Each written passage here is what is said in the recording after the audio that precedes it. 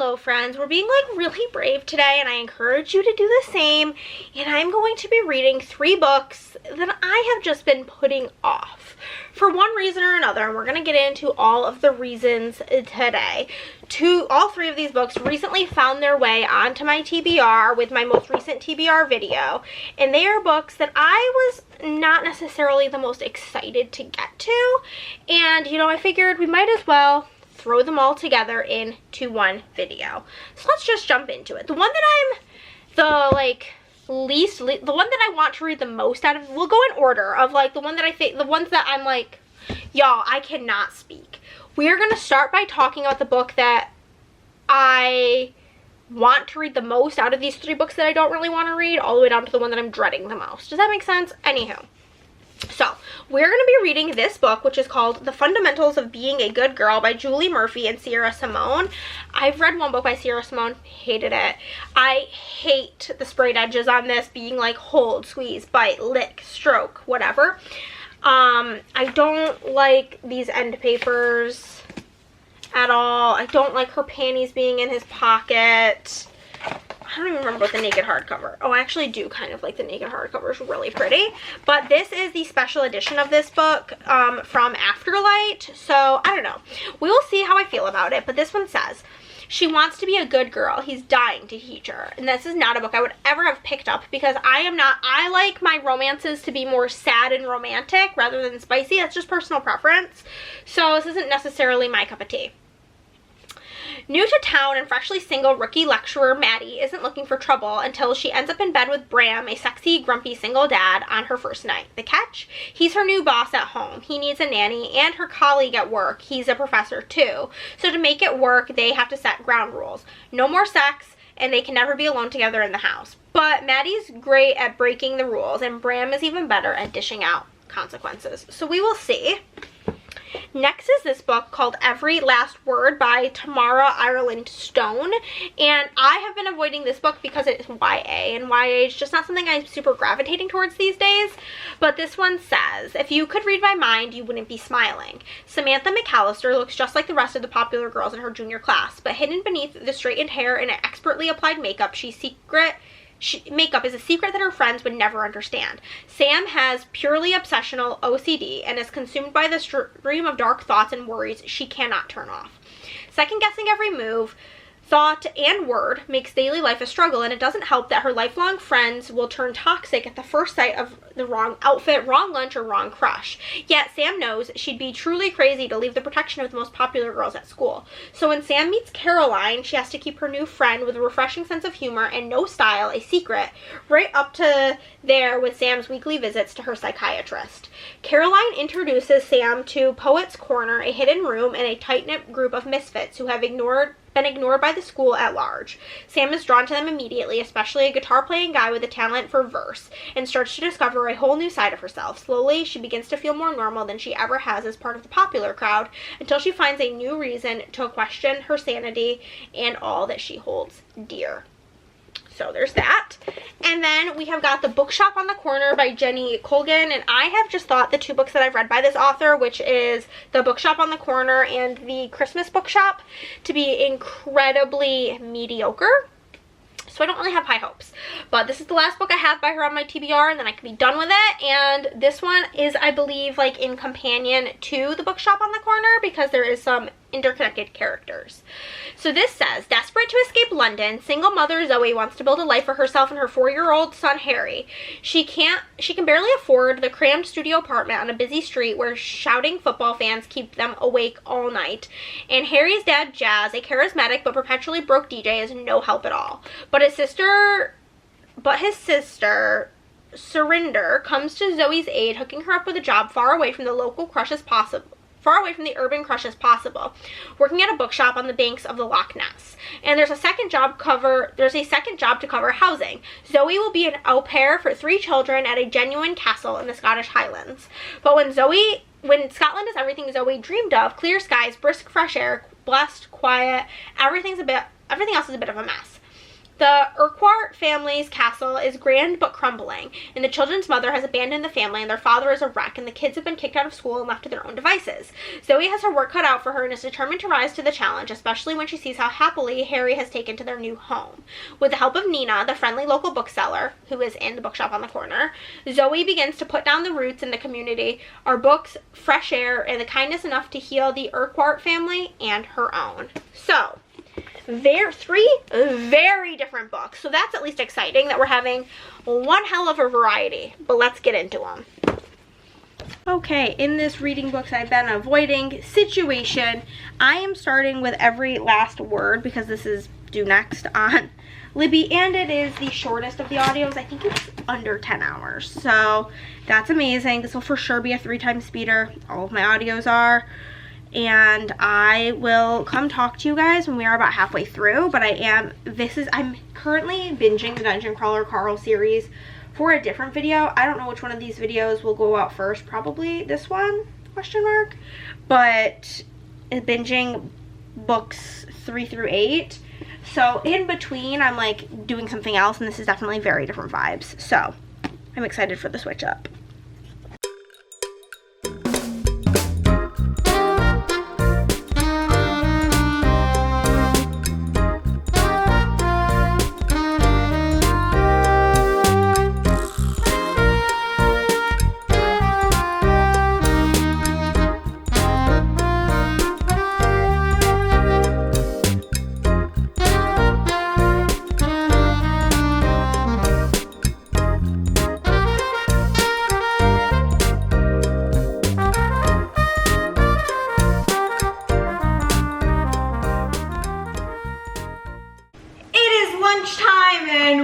Again here. I don't think we've met here actually at all in this video. In fact, I know we have not, but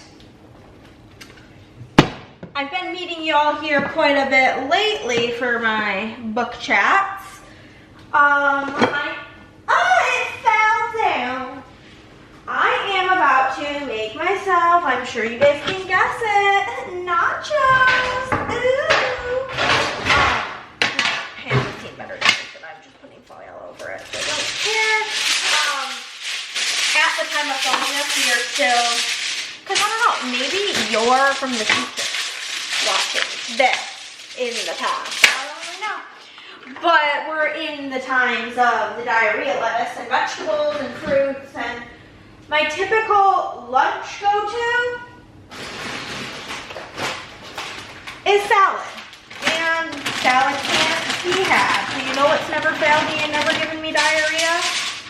Nachos. So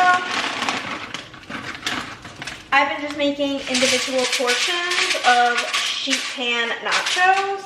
I actually got the chip ratio right yesterday. However, I am starving to death today, so I am going to put a little bit more than yesterday just for that. But that should be good.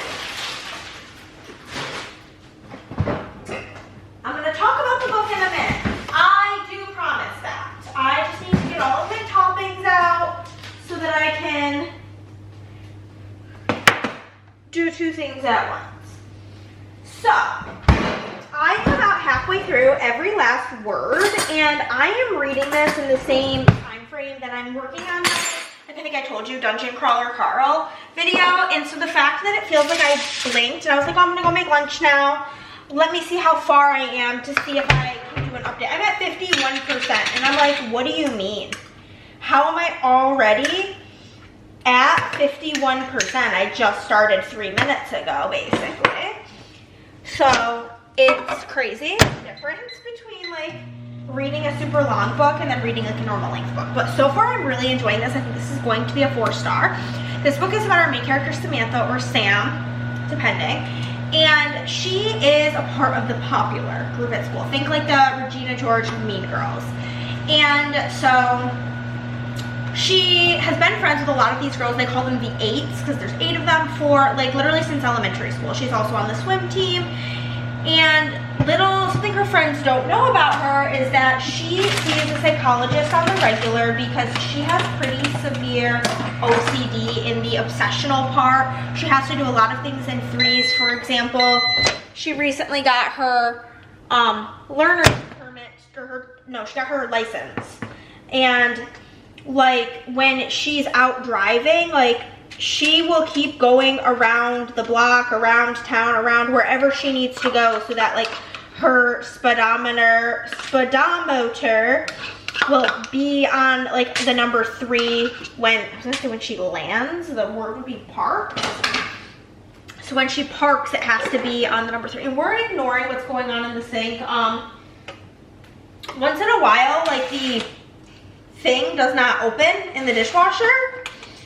Something will be blocking it, and then the dishes don't get washed, and then the sink gets fucked. And that is in fact what recently happened to us, which was really annoying. I'm trying to not grab these onions with my fingers because I feel like then my hands just smell like onion all day. I'm just gonna use the rest in this container. This was like a partial container of onions because the onion that I cut did not fit in one container. But anywho, so she has OCD and she does not tell her friends about this. Her friends do not know that she is struggling and has this diagnosis. Her friends, honestly, her friends suck ass. They're really mean. They're not nice people. They're not kind girls. They are bitches. They are evil, and I hate them. And so they're not like people she feels comfortable talking to about what she's dealing with, so they do not know. And this new girl at school, Caroline, approaches Samantha one day, introduces herself, whatever, and then she invites her to something she thinks will change her life. And what this is this secret area in their school that is essentially like a poetry club. And so Samantha goes, and instantly there's this guy who is a part of the group, and he does not want her there. After they allow to let her be there for like the one session, she leaves and she's like, I don't know why he hates me. And Caroline knows the reason and is like, well, you got to figure that out, because if you want to come back, like you have to be like, we don't let people come in that make other people uncomfortable. So if like you don't make him comfortable, you're not staying, essentially. So she really wants to be a part of this group, because in this group, she feels like she can be the Sam version of herself, which is a reoccurring theme with her and her psychiatrist, is that like over the summer she becomes Summer Sam, and then when the school season or the school year starts again, she goes back to being Samantha, where she can't really be herself around these mean girl friends she has. Oh my god, so much shit in this fridge. Is this good? No, this expired in fucking May. Why do I still own that? Ugh. Oh my god, this won't even go that I've been eating yet. August. Okay. So basically, she is kind of through the mean girls, figures out who this guy is, and that in elementary school, she and her friends bullied him so bad that he switched schools. So she's now kind of on this apology tour, trying to like make amends for how much she has wronged these people. And as we get to see her speaking with a psychologist or psychiatrist, so on and so forth. And as she's starting to make these new friends, she's seeing more and more how shitty her other friendships are. And she's slowly opening up to people in the group. So far, only Caroline, but it's still opening up to somebody about her OCD, which is something she has historically never talked to anybody about, because like a lot of mental illnesses, there is a lot of shame around it. Oh my god, I forgot to set a timer. Oh my god. Set timer for 8 minutes. So she harbors a lot of shame for her OCD, and like it's like a big reason part of the reason that she masks the reason why she won't drive her friends around places as it's illegal, which it is because she's under 18, she's only 16. But the real reason she won't drive around with her friends in her car is because of the whole having to drive around until the speedometer hits a 3, and she just feels a lot of shame and embarrassment about these things. And so joining this poetry club has really given her this ability to open up. And she also has, oh my God, all of these journals that she's been working on for years with her psychologist. They're different colors, and each colored journal is to indicate different feelings. There's a blue journal, a red journal, like a green journal, and a yellow journal. The yellow journal is for happy thoughts, blue is for sad, red is for angry, and green I think is for neutral thoughts. And she's never used her yellow journal, and for the first time when she's writing, she wants to write about these new relationships and new friendships she's forming, and has the urge to write in her yellow book. And I'm really enjoying it. I think it's really good. My hair looks nuts, but I did finish every last word. And if at the beginning of the year I was gonna try doing half stars, but then I just couldn't be bothered. If I was doing half stars, I would go so far as to give this as a 4.5.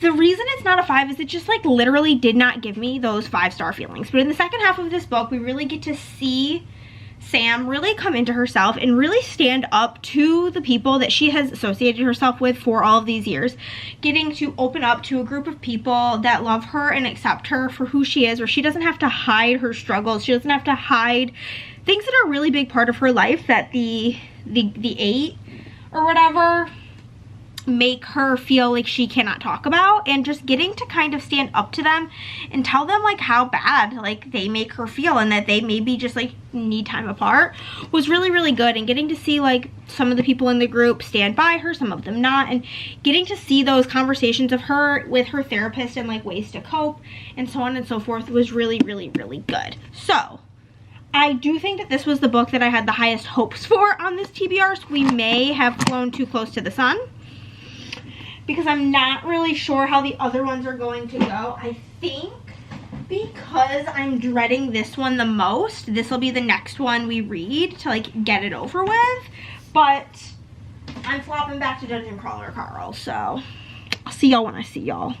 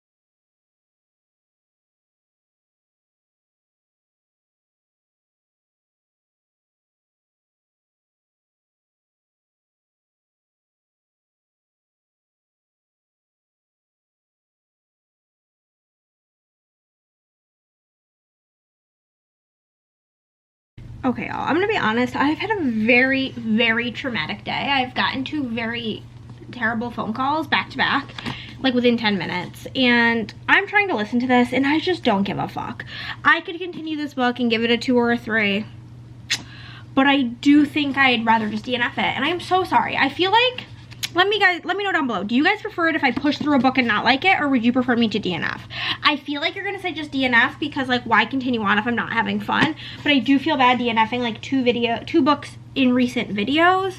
But I got to like the 20% mark and I just don't fucking care. So this is about our main character Zoe and her son Hari, and this book is focusing so much on her journey as a mom. Like, we're 20% in and the only book we have mentioned is Anna Karenina, and I do not give a fuck. And so she has this baby with this guy who's very not present. Her son has selective mutism. I don't know, he's never spoken. He's like 4 years old, but they're not classifying him as nonverbal. They keep just saying that he has mutism. I don't really know. And so she is like barely scraping by. The baby daddy is like a DJ and he can't like afford to give her any money. So she gets this job in Scotland. She moves there into like this manor to take care of these people's kids, and she's at the train station like barely able to like carry her kid and do this, do that, forgets a car seat.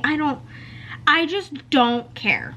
I don't think I could care less if I tried about this story, and because of that, like, I don't really care to listen to a 400-page book. It's like a 13-hour audiobook on something I just don't give a shit about. And that's just where we're at. So we're gonna DNF it. I hope you guys don't mind. I'm sorry if you do mind, but this is my truth and I have got to live it. And yeah, I'm gonna go. I have renewed my audio hold for The Fundamentals of Being a Good Girl too many times, you guys. I have 2 days to listen to it. It's 12 hours. I listened to that at 3 times speed, so it'll be 4 hours. It is currently 2 o'clock, 2 to 3, 5, 6. I have to leave here at 7, which is 5 hours from now. So math that I should be able to finish this today. So we are going to jump into this book. The title does make me want to die, and I'm not looking forward to it, but we're gonna get into it so we can finally finish out this video. You guys, I'm like 40 minutes into the audiobook. No, I'm gonna have to DNF it. I knew it was not gonna be for me, and it's not for me. And that's just that. The way that I've like avoided it and kept putting off the audiobook, like, just proves it. Like, this is never gonna be for me. This title, none of this is ever going to be for me. Her panties in his pocket, it's just never gonna be for me. But I do have friends who this is for. I'm gonna be sending this to my friend Teresa, and may she love it more than me. That's that. I've been working on this video for so long. I don't even remember what's in this video because I literally read those books a month ago because I've been avoiding this. But regardless, it's off the TBR, and that's that on that. So that's gonna be everything, friends. I love you so much, and I will see you next time. Bye.